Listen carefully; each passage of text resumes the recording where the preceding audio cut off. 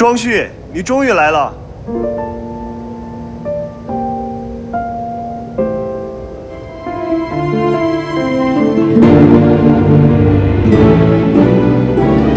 周辉，一开始还说不来。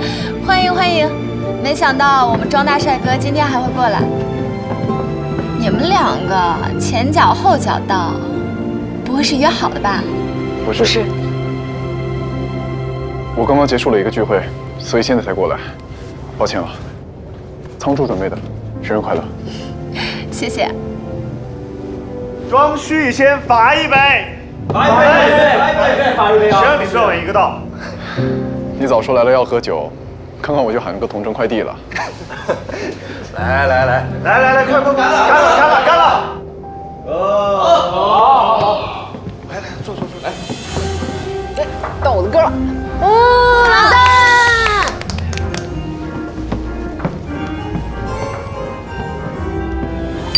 等会儿呗。来，干杯！我说你们有合适，你能给我介绍介绍啊？哥们还没着落的，你们一个个都成双成对的。哎，庄旭不还单着吗？你急啥？他是主动单身，我是被动单身，能一样吗？你说清楚，你是怎么跟教授们说我的？今天吃饭进店前，正好看到聂曦光男朋友送她，还亲了一下，看得我都不好意思赶紧进去了。好甜啊！我也想看。还是喝少了，快喝吧你。呀，得了吧你。干什么呢？就这一会儿就不发消息，好长一会儿了，好不好？我敬庄旭一个呗。来，快！来，庄旭。合起来啊，你们都。好听！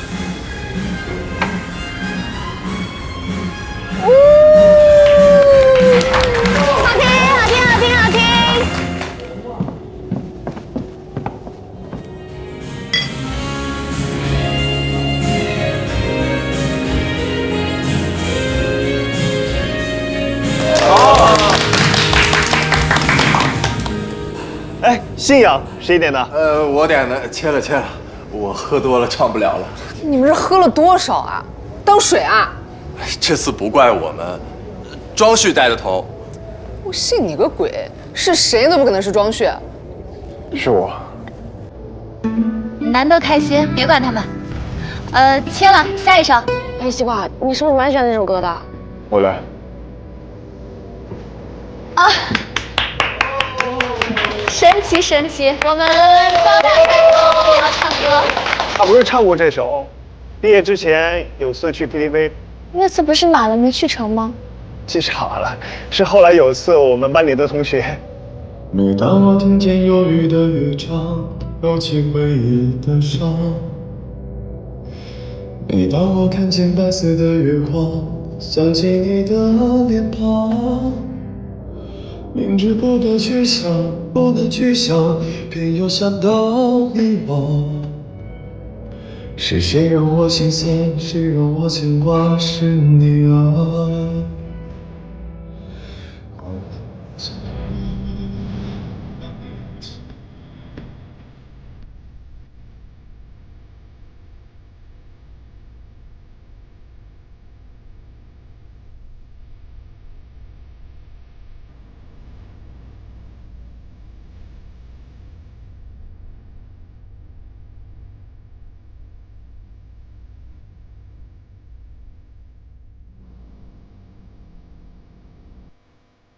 前天那个师弟在宿舍楼下摆蜡烛唱歌跟人表白，歌没选对，唱这首歌说不定就成功了。如果有人在宿舍楼下对我唱这首歌，我一定就答应。哦哟，看得出来你想谈恋爱了。你们笑什么？我认真的。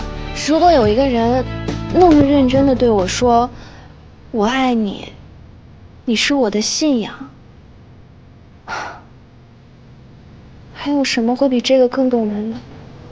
是否你也想家？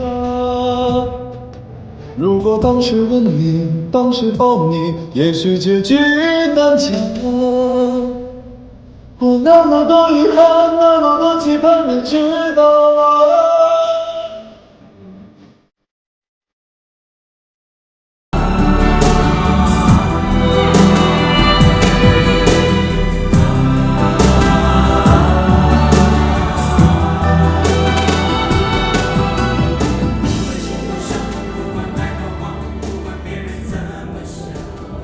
什么情况？到高潮不上了？就是。不会了。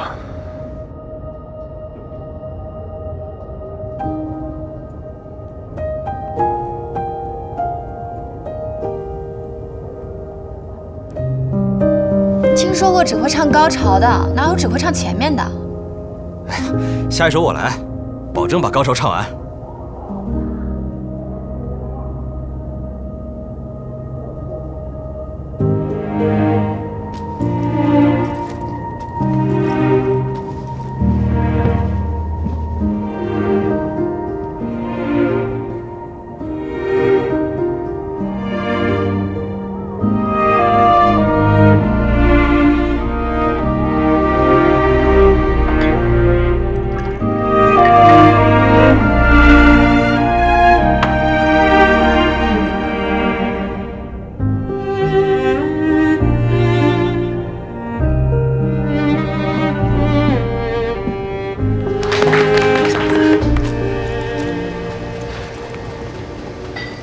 思亮啊，我先走了。这么早？得回苏州嘛。好吧，不过下次来上海，可别只叫小凤了啊。好，我知道了。那我走了。拜拜，拜拜，拜拜，你注意安全啊，路上小心啊。高调保平安。知道了。拜拜，西拜西光，拜拜。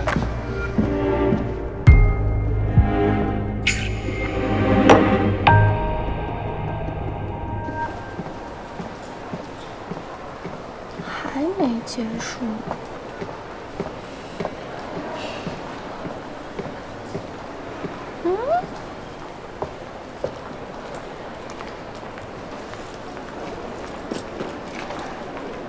这么多小兔子，哎呀，你好小一只啊！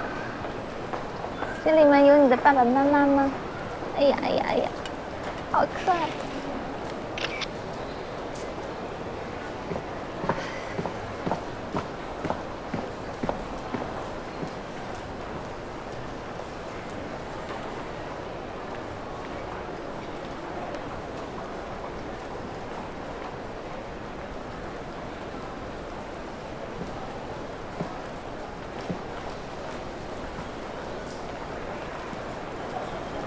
聂旭光，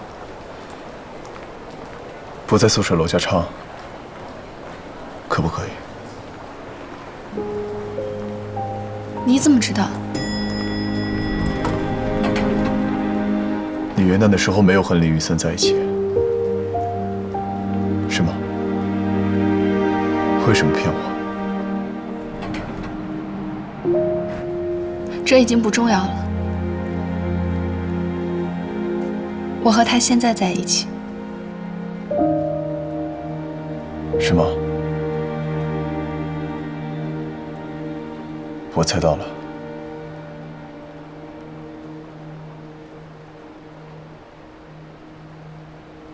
所以那个时候为什么要骗我？大学毕业的时候，我以为你会去上海工作。毕业前的招聘会，我帮你投了几份简历，都和华亚很近，可是你迟迟不出现。我忍不住打了电话，却一直是关机。我也打过姜瑞的电话，也是关机。后来我回南京去了一趟姜瑞家，张阿姨跟我说你和姜瑞出国留学了。元旦再见到你，你说你已经和别人在一起了，之前只是去游学。现在却又有人告诉我，那会儿你们没有在一起。我做错了什么，聂喜光？我可以接受很多理由，但是这样的错过，你不觉得遗憾吗？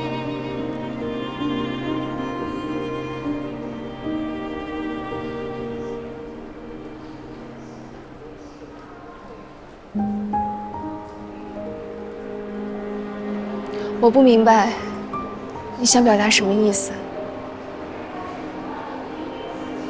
但是有一件事情，我一直想跟你确定。你说。大学的时候，我问过叶柔，她对我说，你们只是不太熟悉的邻居，我才会向你表白。我并没有横刀夺爱的意思。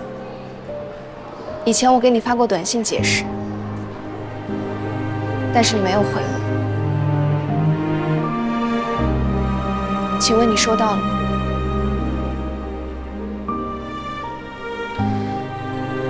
收到了，可是我……那我没有遗憾了，我证明了我的清白，我没有遗憾了。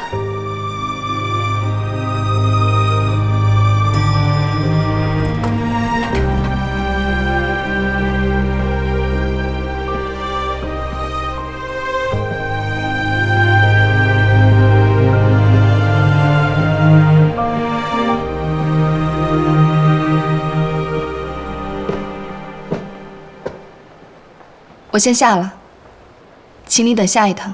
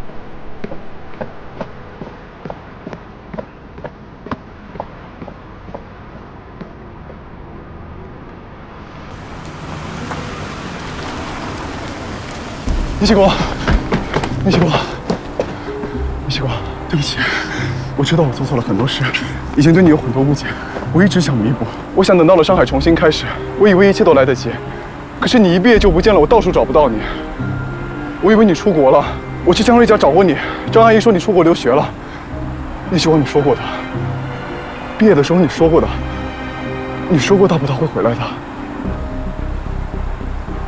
你放开我！我知道我不应该这样，你已经和别人在一起了，我不该过来自取其辱。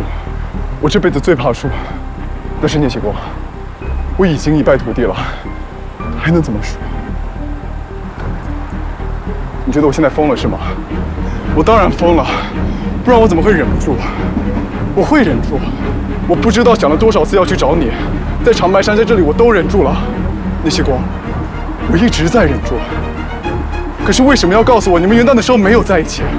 你让我怎么接受这一切？为什么我永远在错过？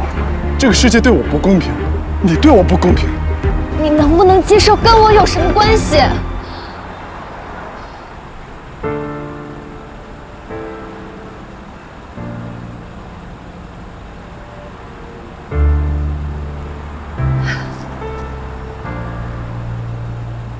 我元旦的时候为什么骗你？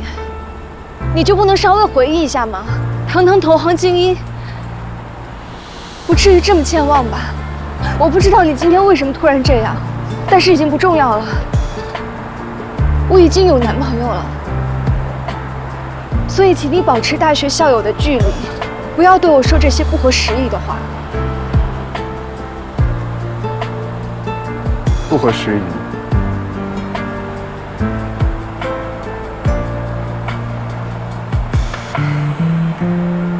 你现在跟我说不合时宜，一开始不合时宜的不是你吗？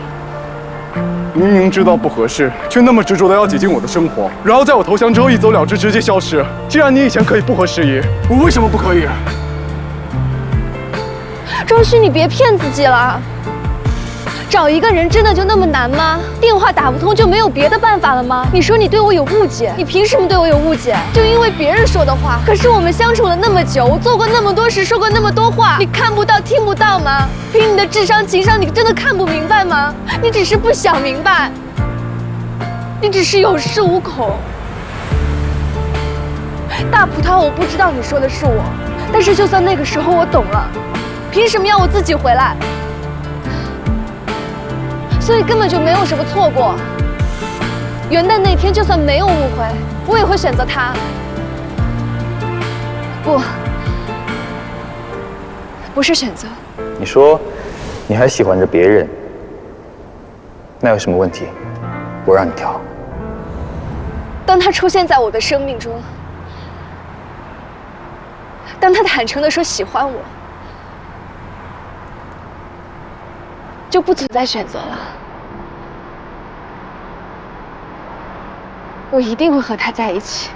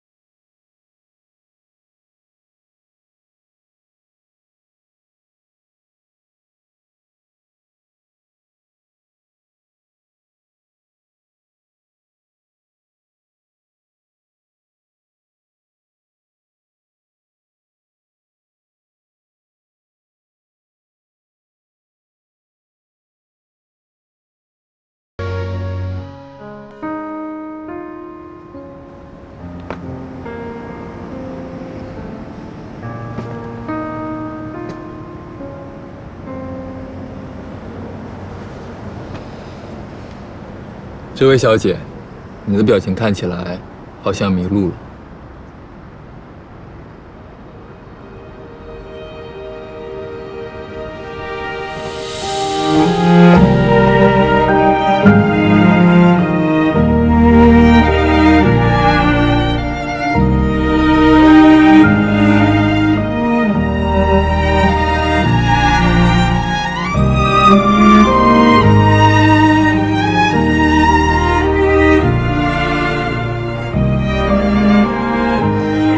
都跑到这儿来找我，生而怨伤，不开心？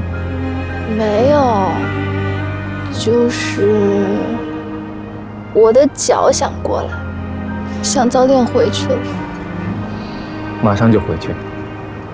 不过，要不要和席教授他们打个招呼？啊？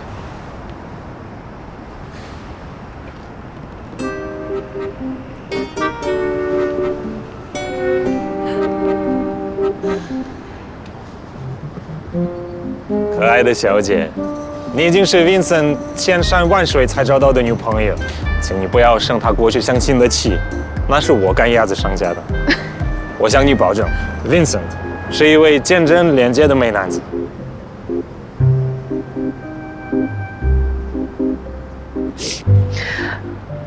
好的，尊敬的教授，谢谢你的推荐信。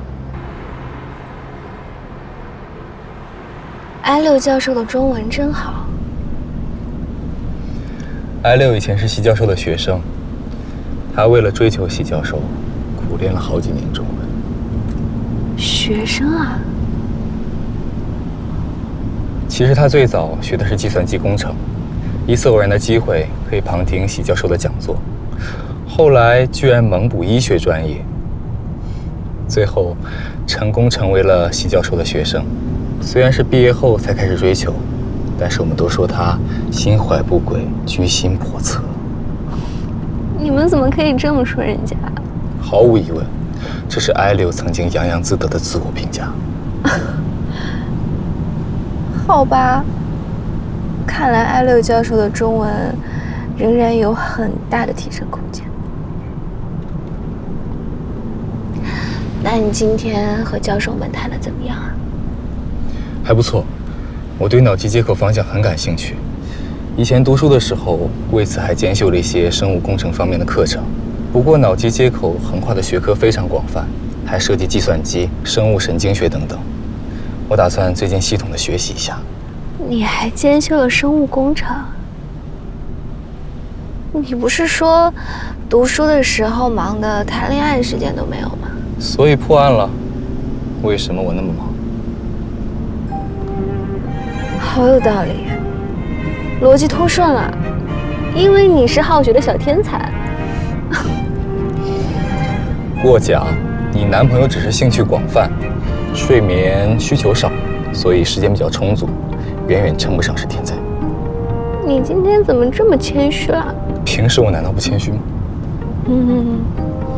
那是开玩笑，我内心很谦虚。大概是因为见过一些真正的天才。你不要对自己要求那么严格啦。那你打算什么时候加入席教授的团队啊？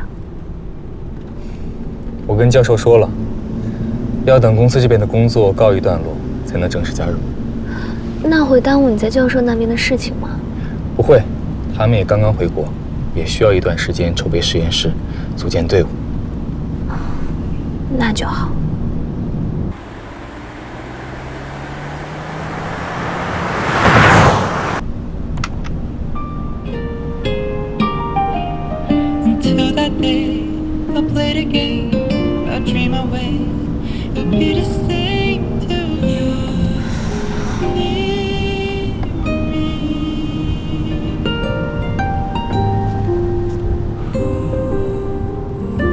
雨伞。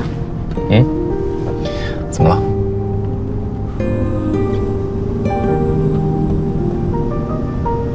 没什么。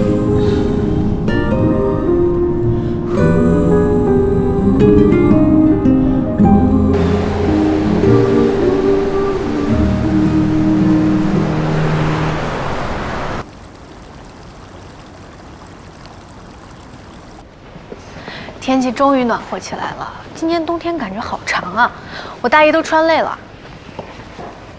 对了，西光，我和雨华发现了一家特别划算的干洗店，你冬天的衣服要不要一起送洗啊？好呀，人多的话是不是有团购优惠啊？当然有啊，不过你这话有点不符合大小姐身份吧？你再乱喊，我不请你吃饭。那林总呢？你不请，林总请也可以的啦。林总肯定听大小姐的。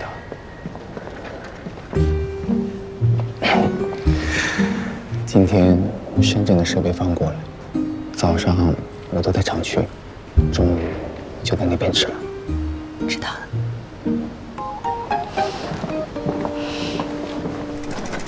我们公司的特色，副总要向员工汇报行程。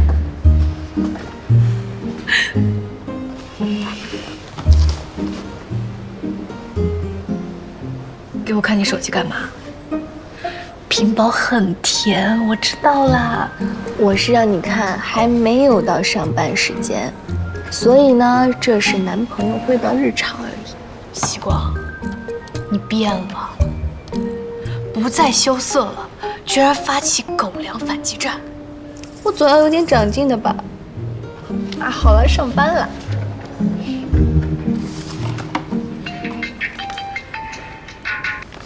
舅妈，西光，你上班了吧？哦，我刚上班。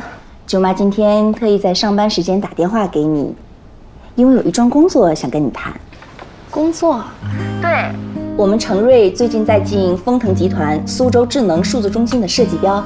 上次参观完你们公司后，我突然有了灵感，想跟你们合作，在建筑设计方案引入 BIPV 的概念，设计一座绿色节能建筑。不知道你们有没有兴趣一起参与？当然有兴趣。那你们看看什么时候方便，我带上设计团队到你们公司，大家一起探讨下方案可行性。我们随时有空。行，苏州近得很，我们下午就到。好。舅妈是一个特别风风火火的人，小时候她家境不好，读完初中就辍学了。舅舅当时是大学生，一毕业就进了设计院。据他自己吹牛，当年他可受欢迎了，结果呢，被我舅妈3下5除2就拿下了。后来舅舅从设计院出来，和舅妈一起创业，才有了如今的程瑞。名义上舅舅是老板，其实家里公司里的大小事情都是舅妈说了算。长白山旅游的时候就看出来了，我觉得这是一种很好的模式，比较省心。你觉得呢？我不觉得，男主人怎么可以省心？你可别学我舅舅。也是，那我去无存精。一会儿舅舅来。不来，舅妈说她在忙另一个项目，智术中心的项目由另一位资深设计师负责。哎，好像是他。舅妈，不，沈总。林总，聂总，我又来了。沈总天天来都欢迎。小林这嘴甜的，我在长白山就知道你有前途。来吧，我给你们介绍一下，这是我们智术中心项目的设计师汪总，这是胡工、费工。你好。我们进去说吧，我们总经理张总还有技术部门的花总都在里面等着了。请。丰腾苏州智能数字中心是丰腾集团在江苏省的重点投资项目，坐落在太湖之畔，占地约65亩，投资规模巨大，拟建成集人工智能、大数据、物联网、云计算等先进技术于一体的数字化中枢平台，为整个长三角地区数字智能化发展提供技术支持和算力支持。这次智数中心的建筑设计方案为公开招标，目前一共10余家通过了资格初审，实力都很强劲。除了一些知名的建筑设计院，还有像盛远、远程这样集设计和施工于一体的大型建筑地产集团。尤其是盛远，摆出了志在必得的架势，邀请了国际著名建筑师杜兰加盟。面对强手如林，我们程瑞一直在思索破局之法。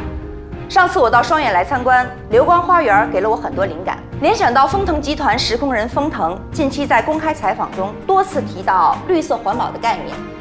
我回去和大家商讨，大家一致觉得可以引入 BIPV 这个先进的概念，以绿色节能、减碳建筑为亮点，另辟蹊径，在功能和理念上做些文章。这是我们的概念设计初稿，以丰腾集团的风为理念，以扬帆领航、乘风破浪为主题进行了这一稿设计。建筑主体为帆船造型，群楼部分就像船身，整个建筑看上去如同一艘正要起航的巨轮。我们双远如果能参与到这样的大型项目中，是我们的荣幸和机会。李森，流光花园这块一直是小聂负责的吧？对，小聂是总负责人。小聂最清楚这块。小聂，你说几句。流光花园是我和花总一起负责的。啊，你说，我只管技术。好。早上接到沈总电话的时候，我很激动，但是现在看到程瑞的概念设计图，我却冷静了下来，因为我认识到一个智能数字中心，它并不是把我们光伏小花园等比扩大那么简单。哪怕是最基础的方面来看，其中涉及到的结构、暖通、强弱电等系统，都比流光花园要复杂万倍。我不确定我们能不能为程瑞提供技术服务，但肯定会竭尽所能。这是我准备的流光花园还有我们公司产品的资料，大家可以先看一下。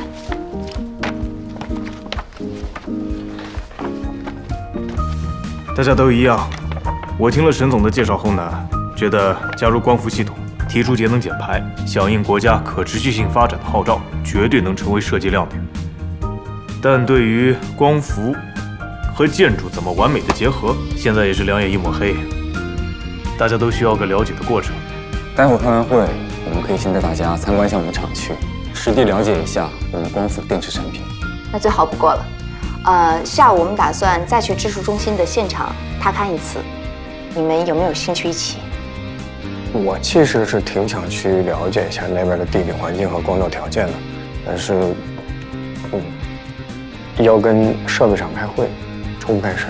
那林总和小聂过去吧。好。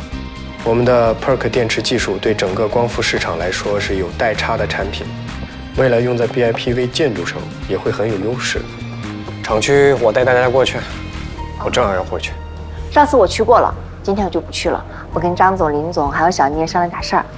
一会儿你们参观完喊我，我们楼下集合，一起出发去现场。行，那就麻烦华总了。行，那大家到我办公室坐坐吧。好啊。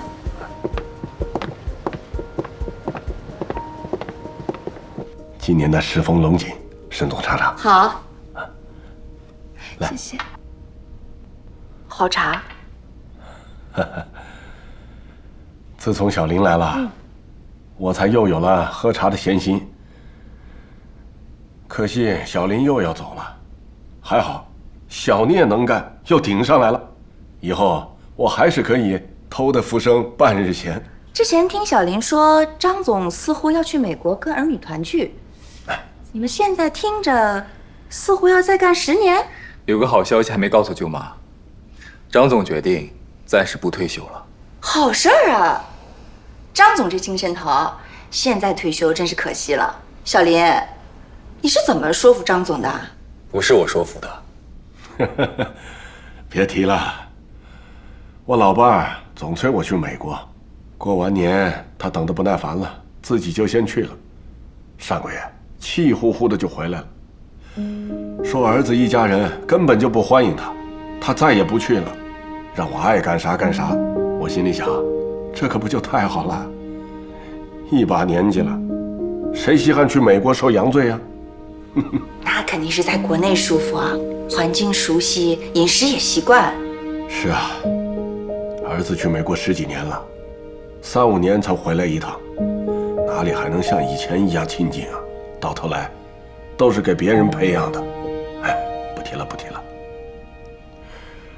国家前阵子对我们光伏行业进行了深度调研，我相信，我们就快苦尽甘来，公司蓄势待发，我也不舍得这会儿就走。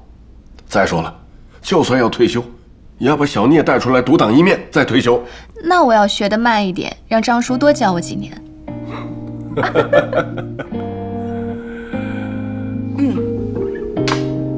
我这边呢，主要2件事儿。第一件，智能数字中心这个项目，远程和盛远也是竞标方之一。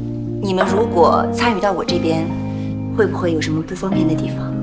我不会啊，感觉更有劲了。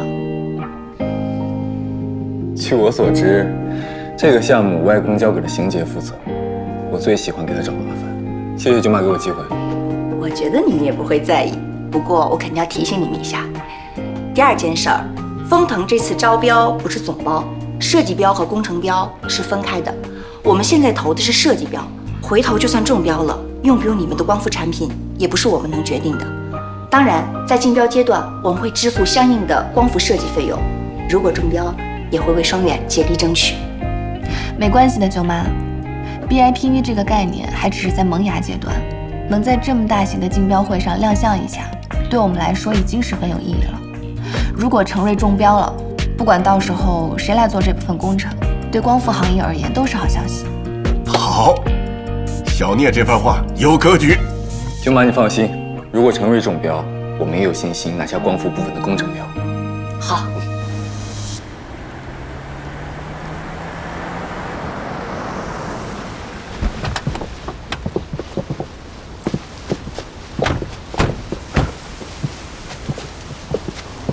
这环境真好，舅妈。踏勘一般不是由招标单位组织的吗？对，所以我们来过一次了。啊，封腾毕竟是私企，没那么严格，允许我们投标单位自行再次打勘。我们再来看看，补充点资料。边走边说。好。杜伦大师的设计方案实在是太美妙了，我现在完全有信心，一举拿下项目。Le projet de Mer du Han est vraiment remarquable. Je suis convaincu que nous allons décrocher ce projet sans difficulté. Quoi sont les droits? Ça fait des années que je rêve de laisser un tronçon de magnifique pays qu'est la Chine. 但愿如此，我一直希望在中国这片美丽的土地上留下我的作品。很快就有了，我们共同的作品。Ça ne saurait tarder. Bientôt, ça sera un projet que nous porterons ensemble. 叶总，对面走过来的好像是林总。哪个林总？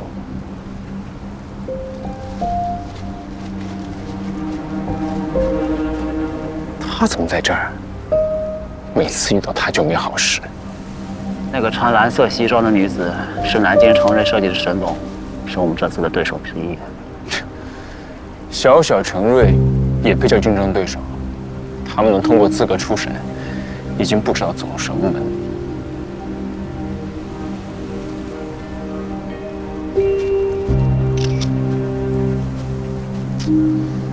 晦气。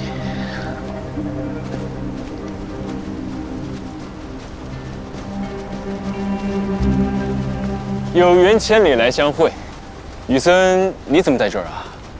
我今天带着设计团队到苏州再次踏勘，正想着要不要找你蹭一顿。邢姐，你来苏州怎么不提前通知我？哎呀，我肯定要尽地主之谊的。这也不是想着你的贵人事忙。不过，听说双远你都交给聂小姐负责了。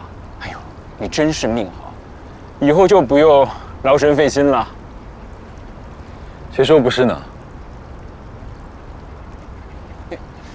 这不是成瑞的沈总啊！抱歉抱歉，刚刚光顾着和雨森聊天，没有注意到。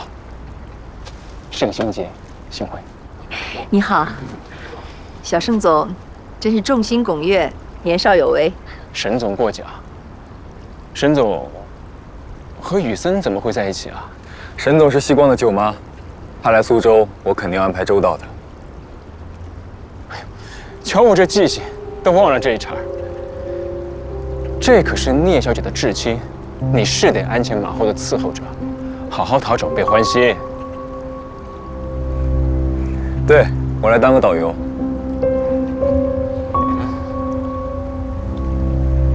对了，叶蓉，听说你和聂小姐是同学？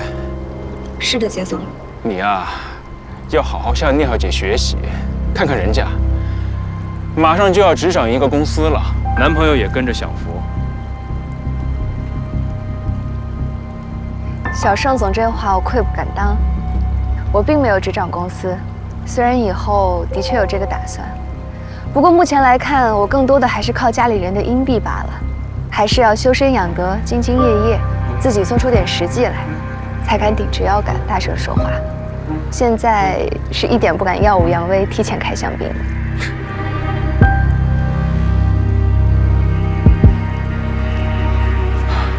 邢姐，西光一贯谦虚低调，你看，你把他夸得都不好意思了。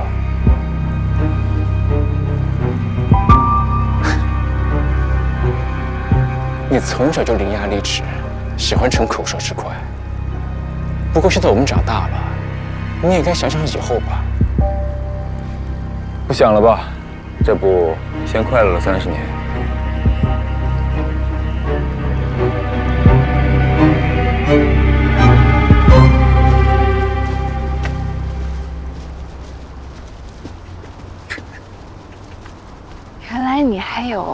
气死人不偿命的本事。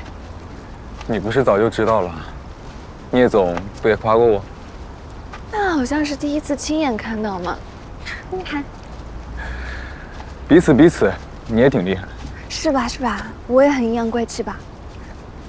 特别阴阳怪气。好了好了，你们俩一唱一和的，都很厉害。你舅舅上次参加完宴会跟我说起过他，我还不太相信。毕竟也是名门后代，没想到啊，盛家下一代掌门就这样。现在说这个还太早，江山未定。难道小林你？我倒没有，我还有点别的事要做，盛远那边顾不上。好，这话有志气。你们倒是机灵，刚刚对我们的合作只字不提。那当然不能提啊！我们公司除了核心人员，其他人在开标之前也不会知道的。我刚还觉得运气不好，怎么这么巧就碰到了盛行杰，但是他看着好像完全没往那方面想。他觉得我在讨好女朋友长辈，可见我作为男朋友口碑良好，让人印象深刻。你少见缝插针，自吹自来。So I think it will be very important to do something more powerful. 成了这种规模也来跟我们竞争，不自量力。不过林宇森这人老是坏我的事，不得不防。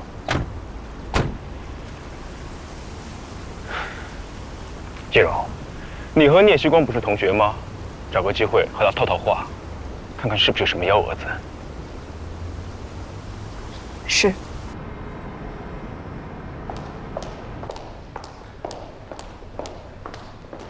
装。不，你这看起来怎么这么憔悴啊？不会是因为那些传言吧？你放心，不会有人信的。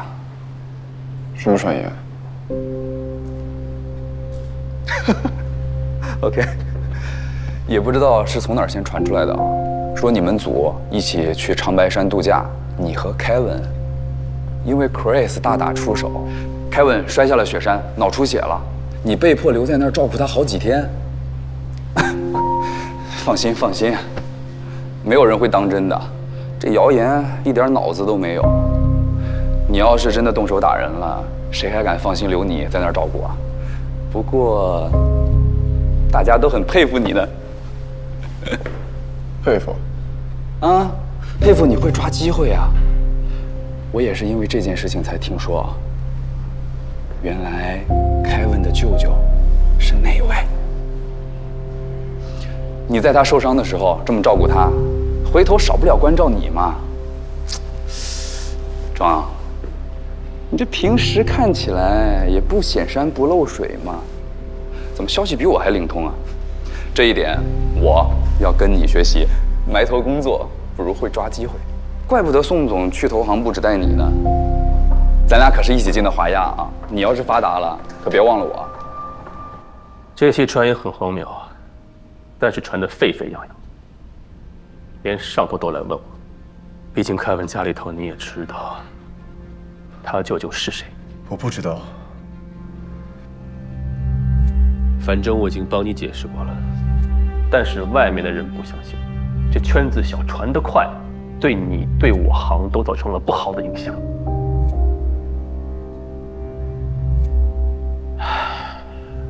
虽然都是瞎传的，但是你应该想想，为什么会有这种谣言出现？为什么会冲着你来？平时你在工作中跟其他同事相处有什么问题？才让人家认为你不是靠过硬的工作能力取得这样的机会，而是靠钻营人情。好了，你是聪明人，我言尽于此。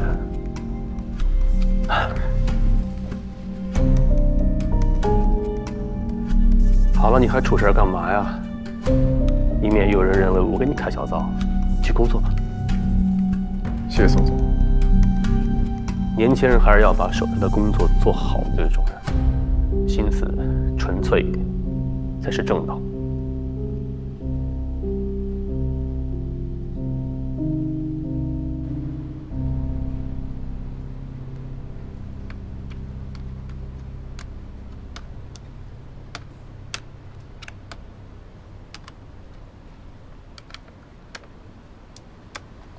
庄，对不起，我摔一跤，麻烦你照顾那么多天，还连累你被传谣言。没事，你也是意外被撞。你以后不会疏远我吧？我也是这次谣言的受害者，我明明是靠自己的本事进来的，你全都是我靠亲戚，烦死了！你要是因为这个疏远我，我也太冤了。不至于，我们在工作上证明自己就行。你说的对，我们一起加油。凯文，你晚上回去把长白山那个什么事故责任认定书翻出来，拍照发朋友圈，至少能够澄清下你受伤不是为了我和庄旭大打出手吧？哎，这都什么跟什么？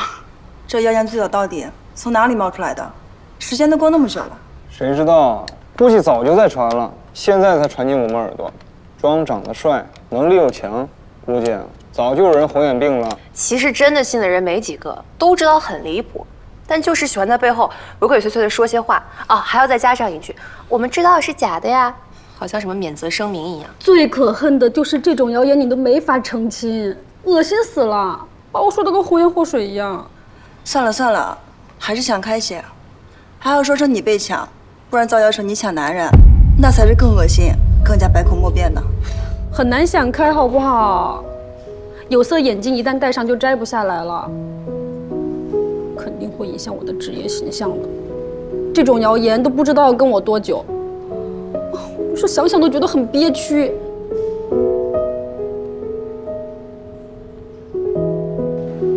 我刚刚听说那个庄旭，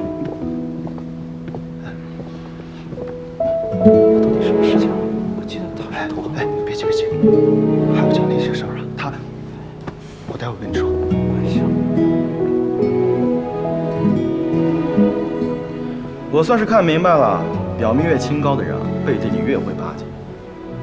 本来就是，不然他能这么快的到投行部来？你们之前还对他赞不绝口呢。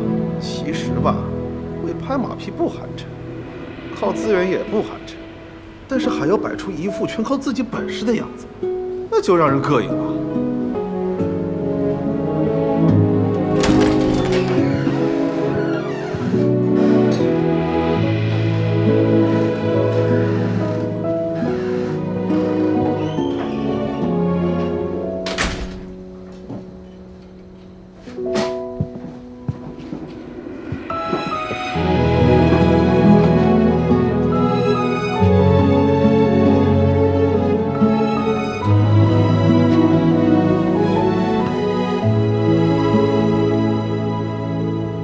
最可恨的就是这种谣言，你都没法澄清，恶心死了，把我说的跟红颜祸水一样。算了算了，还是想开些。还要说成你被抢，不然造谣成你抢男人，那才是更恶心、更加百口莫辩的。有色眼镜一旦戴上就摘不下来了，这种谣言都不知道要跟我多久，我说想想都觉得很憋屈。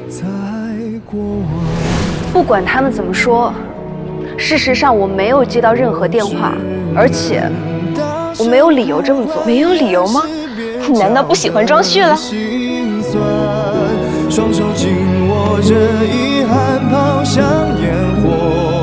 我再说一次，我没做过这样的事，你们爱信不信。你不再回来了。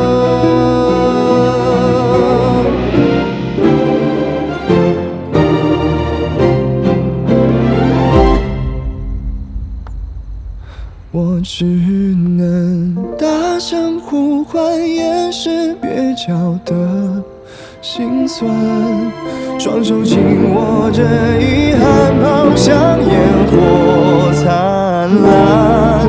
就算爱如此短暂，祝福是我选择的善良。你不再回来了。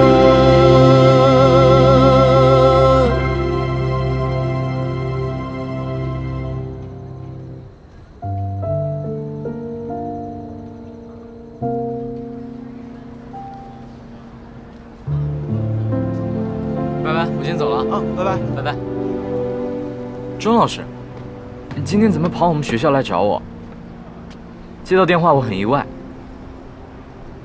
想找你吃个饭，有空吗？有啊。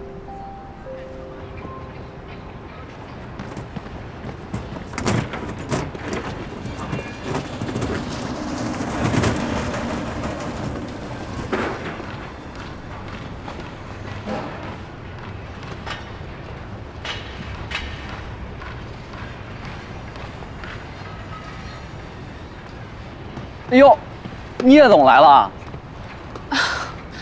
包总，你是见人就喊总吗？哟，小聂啊，你就别藏着掖着了。我们可听说了，原来你是双远大股东的女儿。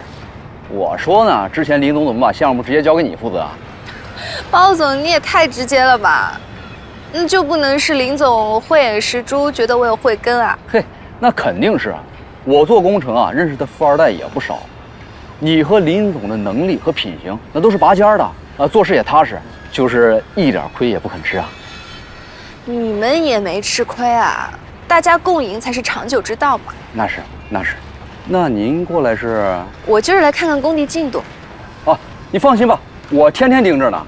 只要你们新的光伏电池板及时到货，我们按时交付啊，肯定没问题。哎，包总，你过来看看。来了，小聂，我先过去。好，你忙。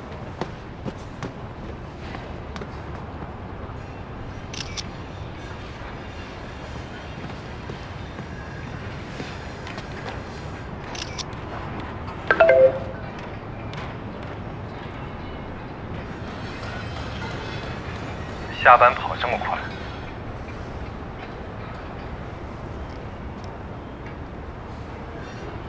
聂总在视察流光花园的工地，非常认真的工作中。聂总什么时候升的职？好像没经过董事会的同意啊。林董，你完了，你已经染上资本家的习气了。我染上了在家吃火锅的习气。晚上到我家吃火锅。好呀。我到工地接你。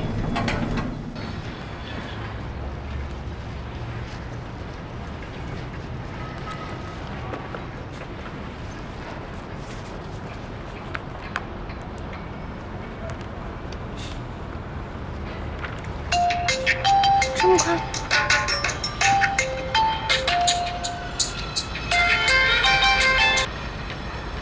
焦瑞，原来是你，怎么突然想起来给你姐姐打电话？干嘛？你以为是谁？林哥？不然呢？我们正打算下班去吃火锅。姐，有件事情我想来想去，还是跟你说一下。你说。前几天庄老师突然跑来找我吃饭，这顿饭吃得莫名其妙，我还以为他要说些什么，结果他就是喝闷酒，什么也没说。后来走出饭店，他说要送我回学校，我说不用，他也没理我。后来快到宿舍的时候，他突然问起我们去欧洲游学的事情。姐，你说他是不是后悔了？不用管他怎么想的，已经不重要了。我知道，我就是……其实有件事情，我过年的时候一直想告诉你，结果在长白山看他态度那么冷淡，我就没说。就是去长白山之前，张阿姨忽然跟我提到说，庄老师暑假的时候来我家找过你。张阿姨告诉他，你和我留学去了。张阿姨说的是留学啊，我跟她确定了好几次。姐，你还记得吧？当时我们出国因为走得匆忙，你的手机没开通国际漫游，打不通。就算打我的电话，也可能因为时差关机接不到。他或许找不到我。姐，我有时忍不住就会想，如果不是我出国游学，江瑞，谢谢你拉着我出去游学，我觉得现在更快乐。真的吗？我没有别的意思。其实我肯定是支持林哥的，但是你以前，所以我想关于你的一切你都应该知道，然后没有遗憾。我明白。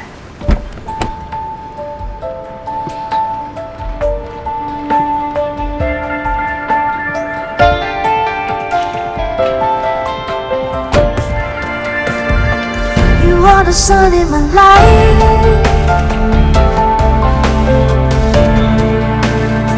You are the light of my love.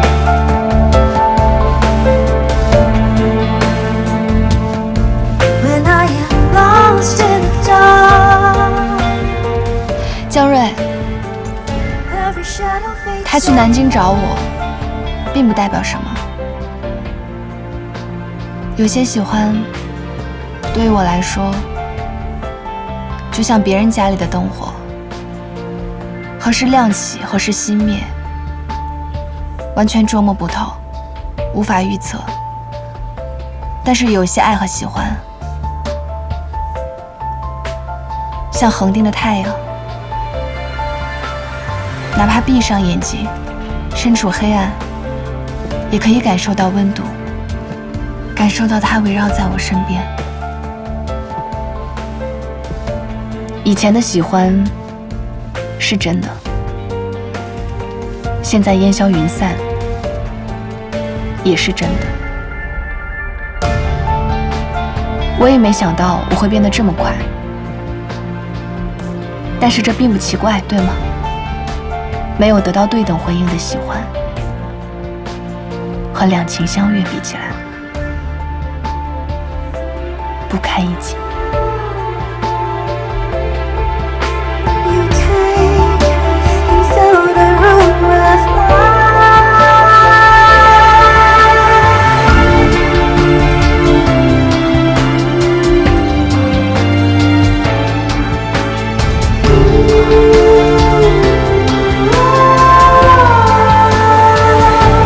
Sun in my life.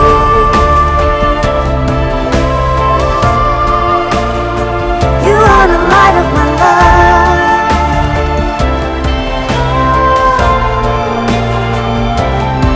When I am lost in the dark, every shadow fades away.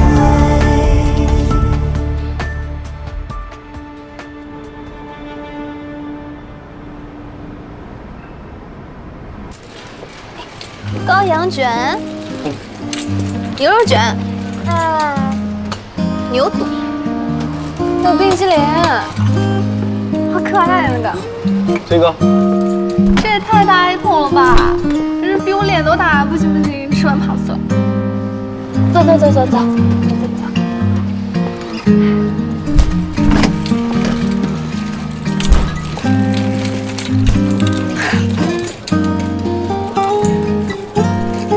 我们去买点冻豆腐和午餐肉吧。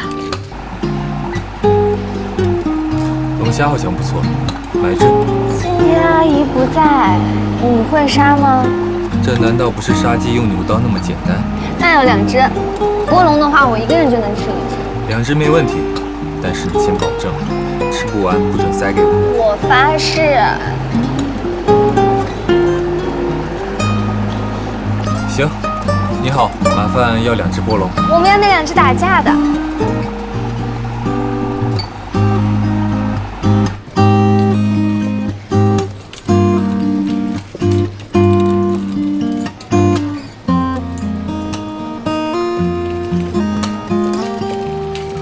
差不多了，我们再去买一点调料。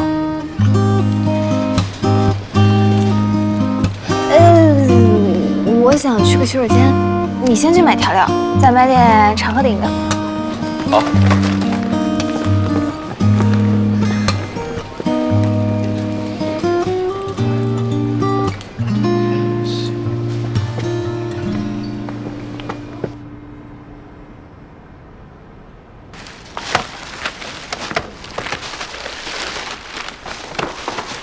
你来处理食材，我弄锅底和调料。可以。我的少加糖。知道啦。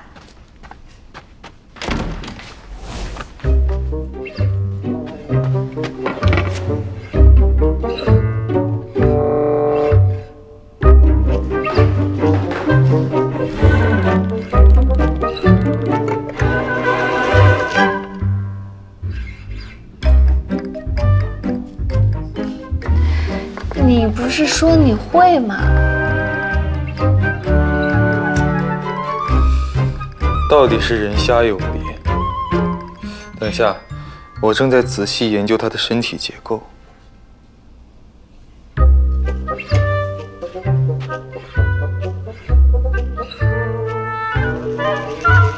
研究出来了吗？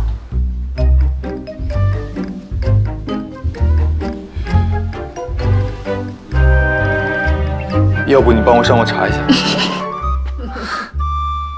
拿你手机码，我手机在包里。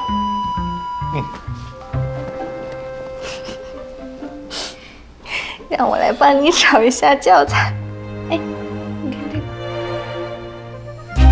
会了。